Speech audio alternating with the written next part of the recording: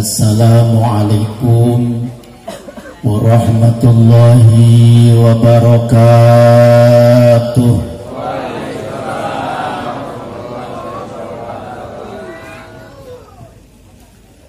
Alhamdulillahi rabbil alamin, wassalatu wassalamu ala asyrafil anbiya'i wal mursalin, Sayyidina Muhammadin khatamin nabiyyin wa ala alihi wa ashabihi al-mujahidin at-tahirin. Qala Allah ta'ala fi kitabihil karim wa huwa asdaqul qailin.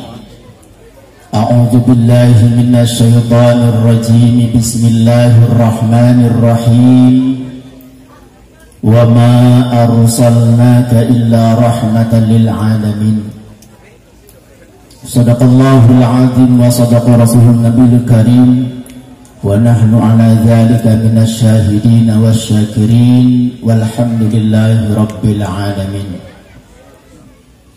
Hadratul mukarramun, para alimul ulama, para kiai, para asatiz wal asatidat, al-hujjaj wal hujjajah, juga tokoh masyarakat, tokoh agama, wabil khusus para habaib yang tidak mungkin saya sebutkan satu persatu, namun tidak mengurangi rasa hormat dan takdim kami yang saya hormati. Mudah-mudahan diberkahkan ilmunya oleh Allah Subhanahu wa ta'ala.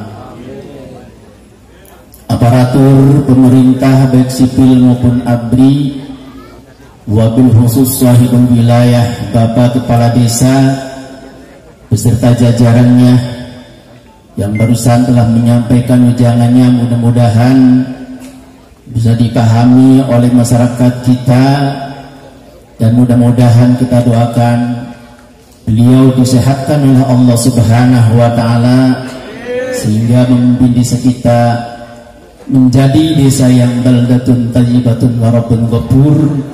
Yang saya muliakan, mudah-mudahan diberkahkan jabatannya oleh Allah Subhanahu wa ta'ala.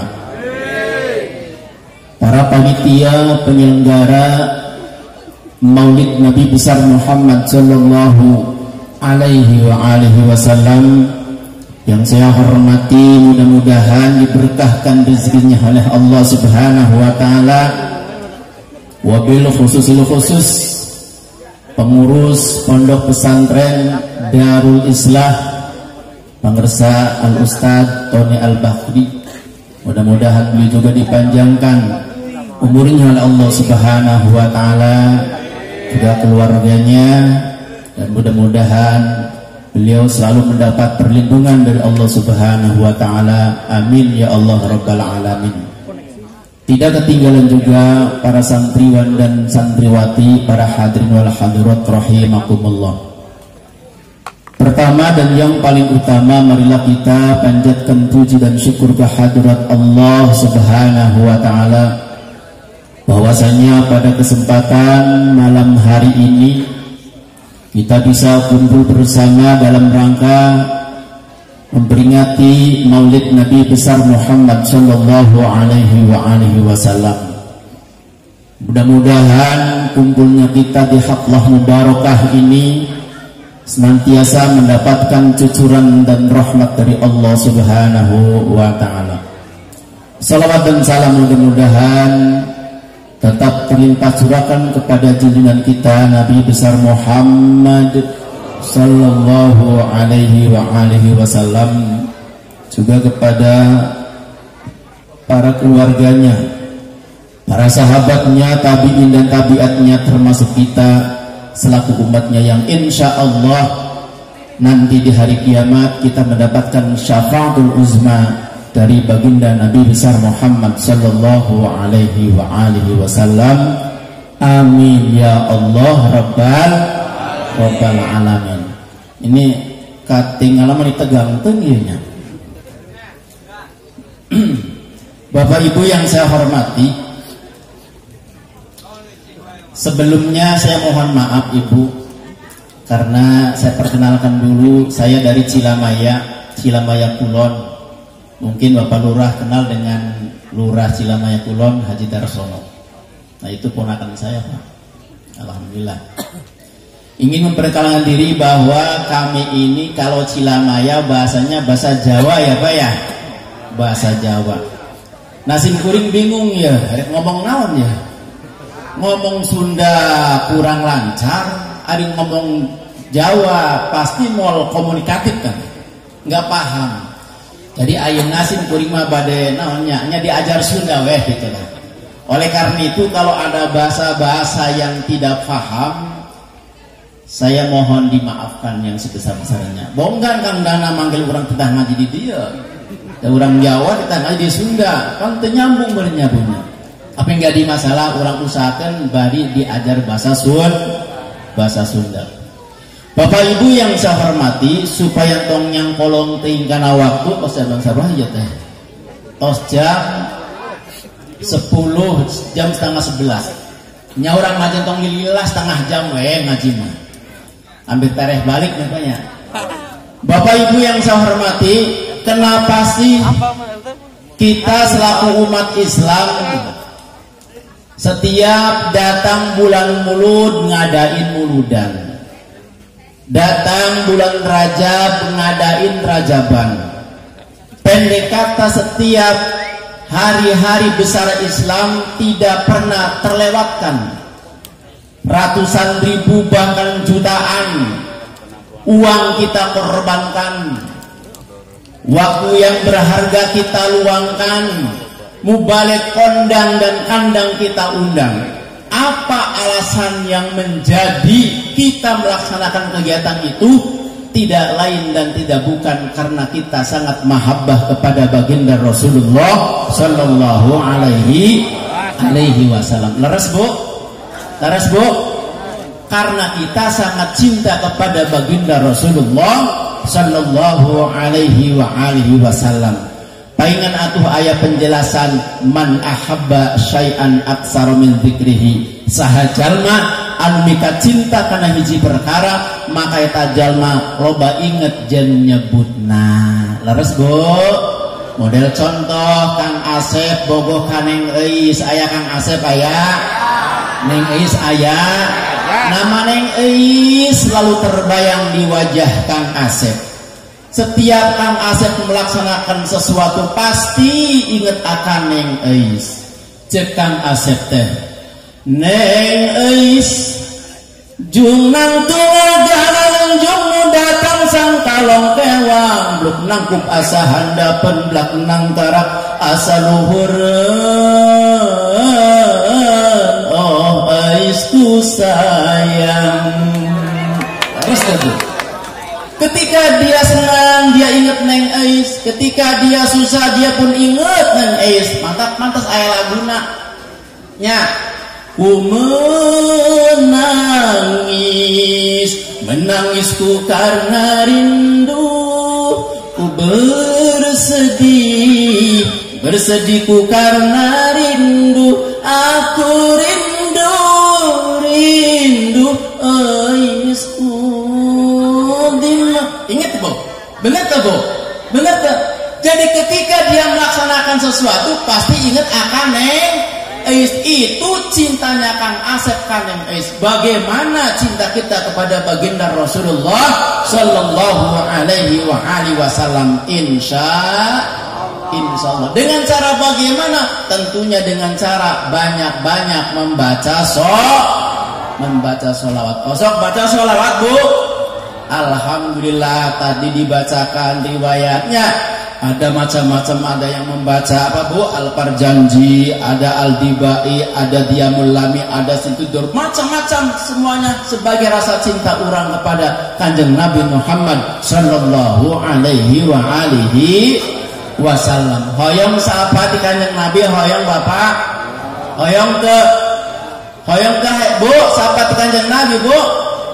Insya Allah labunan kurang banyak-banyak membaca sholawat ke Kanjeng Nabi, insya Allah orang bakalan angsal mendapat bahasa Jawanya keluar tuh namanya. Insya Allah kita akan mendapatkan syafaat Kanjeng Nabi Muhammad Sallallahu Alaihi Wasallam.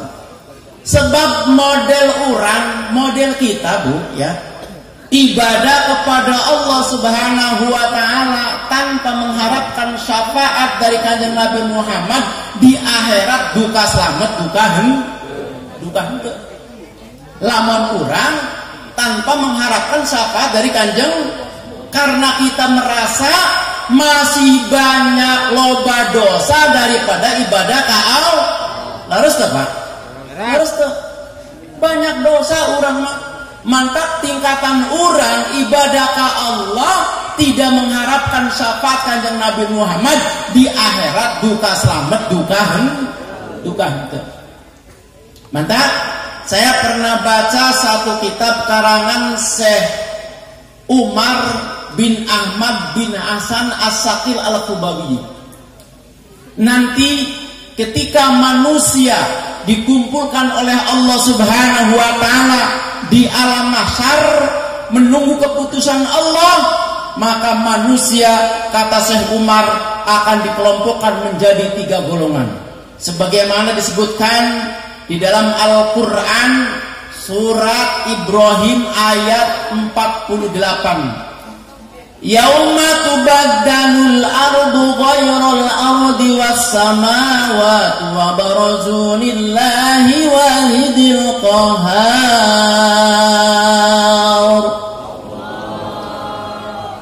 Yauma tubaddalul ardu ghairal ardi, ketika bumi ini, alam dunia, ketika bumi ini diganti dengan bumi yang baru, wassamawatu, begitu juga langit diganti oleh Allah Subhanahu wa taala, wa barazu lillahil wahidil qahar, manusia pada waktu itu dibangkitkan oleh Allah Subhanahu wa taala menghadap Allah yang Maha Esa lagi Maha Perkasa. Sedangkan pada waktu itu di alam mahsyar Bu Pak, saking panasna ya, seluruh manusia dikumpulkan dari zaman Nabi Adam sampai Nabi umat Muhammad sallallahu alaihi wasallam, ratusan miliaran orang dikumpulkan jadi satu. Sedangkan pada waktu itu antara bumi dan matahari jaraknya cuma 1 mil. Sekarang Bu, antara bumi dengan matahari berapa mil? Ribuan bahkan jutaan mil. Masya Allah panasnya, na'udzubillah min dzalik. Coba kalau Bapak sekarang ya pada jam 11:30 tanpa alas kaki berjalan di jalan aspal, kira-kira panas tuh? Panas tuh? Panas. Masya Allah panasnya. Nah di sana antara matahari dan bumi cuma 1 mil. Manusia ribuan orang bahkan miliaran orang, saking panasnya kondisi pada waktu itu, kata Nabi Muhammad, yu'raqun nasu yaumal qiyamah, manusia pada waktu itu ngesang, berkeringat, hatta yadhaba, sehingga keringat itu merembes alal ardi sab'ina diro'an, ke perut bumi sampai sedalam sab'ina diro'an, 70 hasta. Wa yulzimuhum adanahum, sehingga saking banyaknya itu keringat sudah merembes naik ke luhur sampai menenggelamkan manusia sampai ke telinga-telinga mereka. Nauzubillahi min. Saking apanya Pak? Saking panasnya. Mereka menunggu keputusan Allah. Imma yadkhulunal jannata wa imma yadkhulunan nar. Apakah mereka itu masuk ke dalam surga atau masuk ke dalam neraka? Kalau di akhirat pilihan cuma 2 Pak, neraka atau surga. Beda jeung di bumi. Ari di rumah loba pilihan anak, ke mall bisa, ke pasar bisa, karanda bisa di dieu. Kalau di akhirat cuma 2, surga atau neraka. Maka kata Syekh Umar bin Hasan bin Ahmad As-Sakil Al-Qubawi, manusia pada waktu itu dikumpulkan menjadi 3 golongan, tidak tahu pejabat, tidak tahu pangkat, tidak tahu kiai, tidak tahu rakyat jelata, dikumpulkan menjadi 3 golongan. Golongan yang pertama adalah manusia anu tukang ibadah saumur hirupna tidak pernah maksiat sakali-kali acan. Eta golongan orang lain, Bu.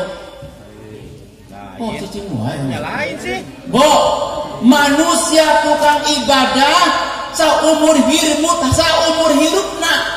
Saya teh ngomong Sunda teh lah. Tan pernah maksiat acan golongan orang lain.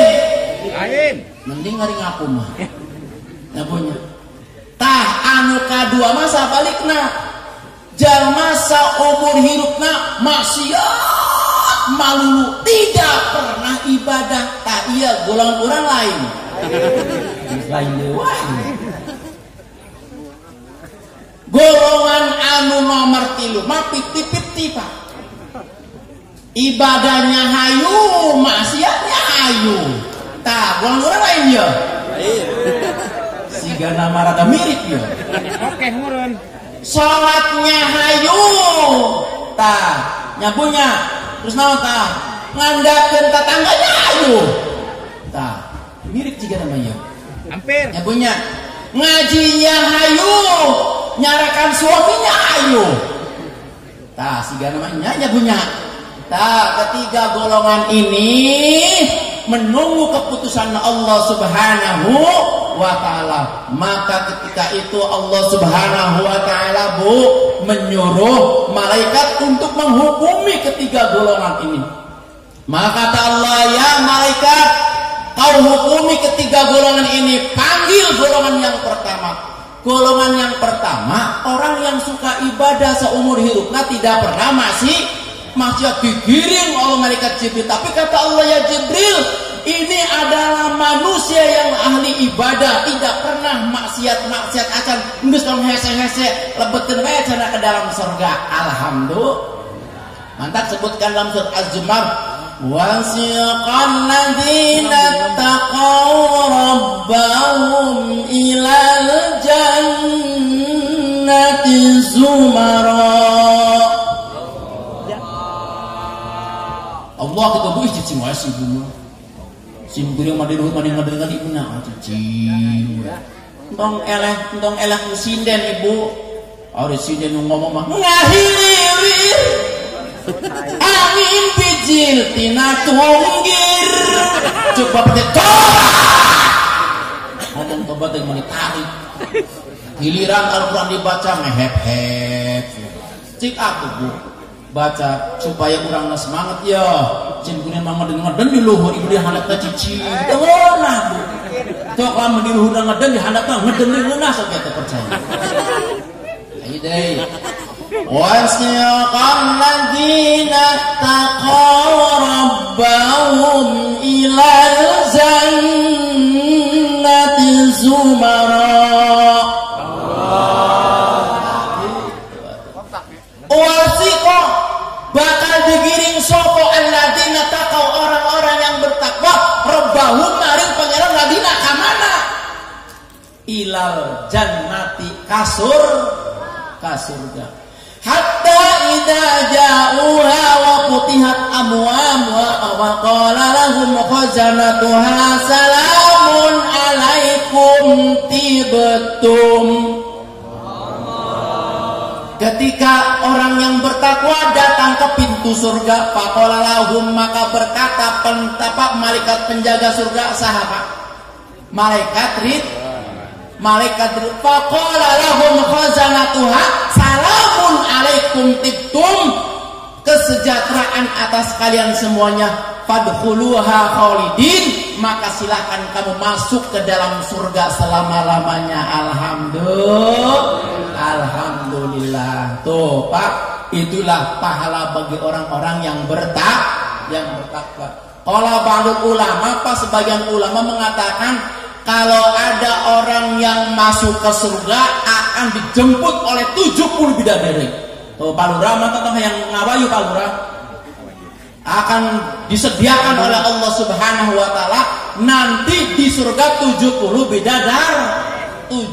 bidadari. Walladzina amanu wa amilus solihati. Tuh dalam surat An-Nisa kalau enggak salah. Walladzina amanu wa amilus solihati sanudkhiluhum jannatin tajri min tahtiha al-anharu khalidina fiha wa lahum azwajun. Di dalamnya terdapat bidadari akan dijemput oleh bidadari 70 bidadari. Masalah di sana mah kalau mau enggak usah minum tuh kuku bima atau irek aneh. Pokoknya jos kuat beda jeung di dieu. Di dieu mah kana boga hijau geus teu kuat. Di dieu mah teu pake kuku bimaan pokoknya jos terus. Tanya mata entong hayang ngawai untuk hayang nyandung.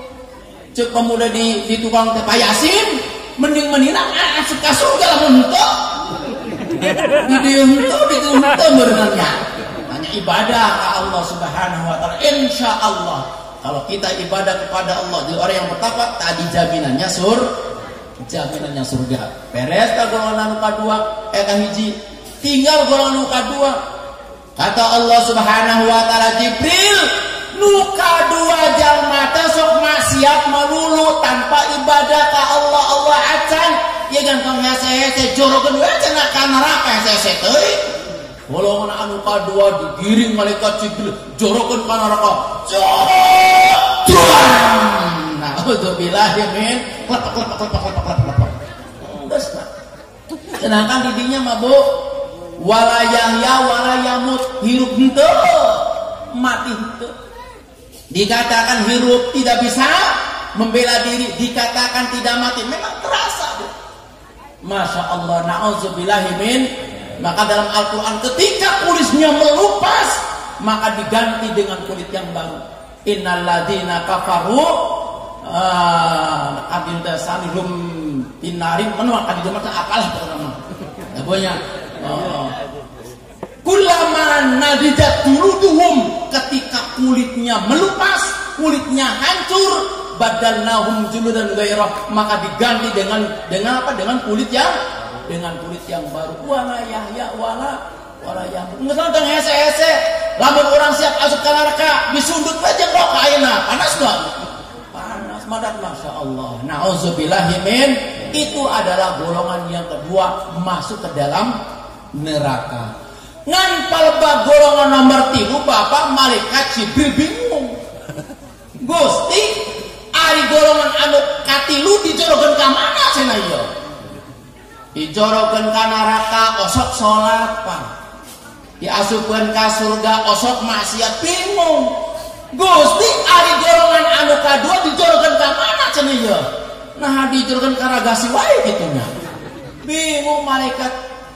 Nah kata Syekh Umar bin Hasan bin Ahmad As-Saqil Al-Khubawi, ibu golongan anu katilu mah diproses kembali, dicanda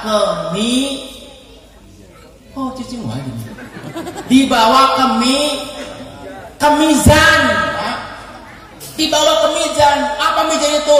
Yaumul mizan, hari ditimbangnya amal baik dan buruknya manusia pada waktu itu. Makanya di pelajaran kelas 6 ada nama-nama hari akhirat.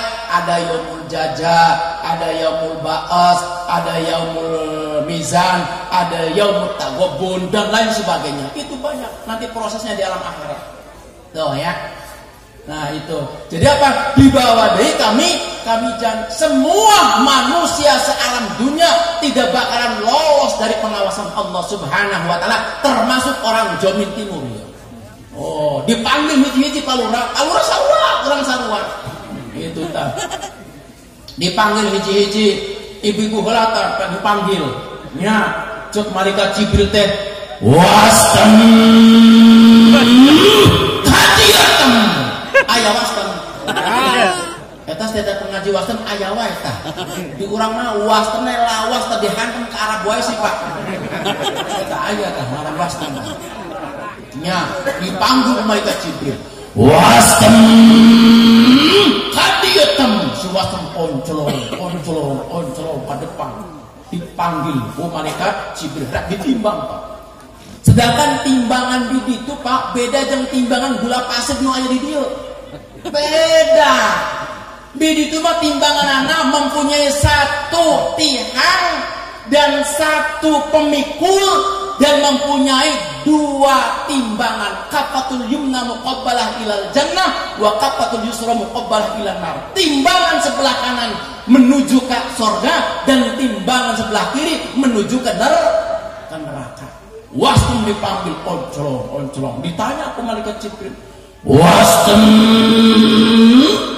mane boga mata maneh naha loba maca Quran, naha loba nonton TV. Tuh cuk mata nasi wastem teh TV itu pak timbangan sakit tu ancak lurus na ngangdoyot ke belah kiri jauh karena teh wastem nonton TV wae sinetron wae. Tuh ya seluruh anggota badan dipertanggungjawabkan di hadapan Allah Subhanahu wa ta'ala. Wastem mane boga kuping, boga ceuli mane naha loba mendengarkan fatwa-fatwa ulama, mendengarkan pengajian, naha loba mendengarkan organ tunggal. Pas telinga teh bu ngajawabna organ tunggal, ngejelumit bikin ngejelumit wae. Si wasem boga antulan lo kieu tah. Nauzubillah min. Seluruh anggota badan dipertanggungjawabkan pada Allah Subhanahu wa taala, semuanya berbicara, cuman satu yang tidak bisa ngomong, mulut waktu di dunia pandai bersilat lidah, pandai berbohong, tapi ketika di yaumul mizan ditutup oleh Allah Subhanahu wa taala, dikunci. Yauma natimu ala afwahihim wa tukallimuna aydihim wa tashhadu arjuluhum bima kanu yaksibun.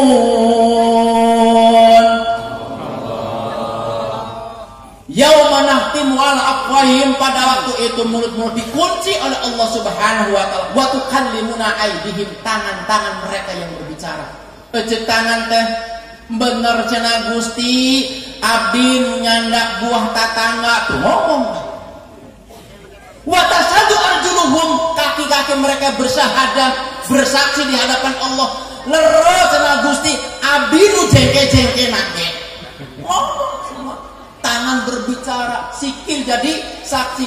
Jadi kita tidak bisa mengelak pada waktu itu di hadapan Allah Subhanahu wa taala. Nah, kata Syekh Umar bin Ahmad As-Sakil Al-Khubawiyyi, ketika umat Nabi Muhammad diproses dalam yaumul mizan, ditimbangan, dalam satu riwayat Kanjeng Nabi Muhammad hadir pada waktu itu, Pak. Hadir kenapa? Sebagai rasa tanggung jawab seorang rasul kepada umatnya. Mantap pantas ketika beliau wafat, yang diingat oleh beliau adalah ummati, lain pamajikanana, lain anakna, lain jabatanana, tapi umat yang diingat oleh baginda Rasulullah sallallahu alaihi wasallam. Cek Kanjeng Nabi teh wastem geus ngagantu wae jika menyemplungkan neraka ya wastem yo. Dalam satu riwayat Kanjeng Nabi Muhammad ngambil terumpah, Pak. Tahu terumpah? Ngerti itu terumpahnya? Sandal bakia. Ya, ngambil sandal, ngambil terumpah itu ditaruh di piringan sebelah kanan, maksudnya untuk mengimbangi beratnya, jangan sampai abot ke sebelah kiri supaya seimbang. Tapi itu tidak begitu berpengaruh karena dosana teh wastem terlalu banyak. Dalam satu riwayat lagi, Kanjeng Nabi Muhammad narik sorban hijau yang menjadi sorban kesayangannya, ditaruh di piringan sebelah kanan, maksudnya supaya apa? Supaya beratnya seimbang, timbangan teh entong berat ke arah kiri, jurusan neraka. Tapi itu pun tidak begitu berarti karena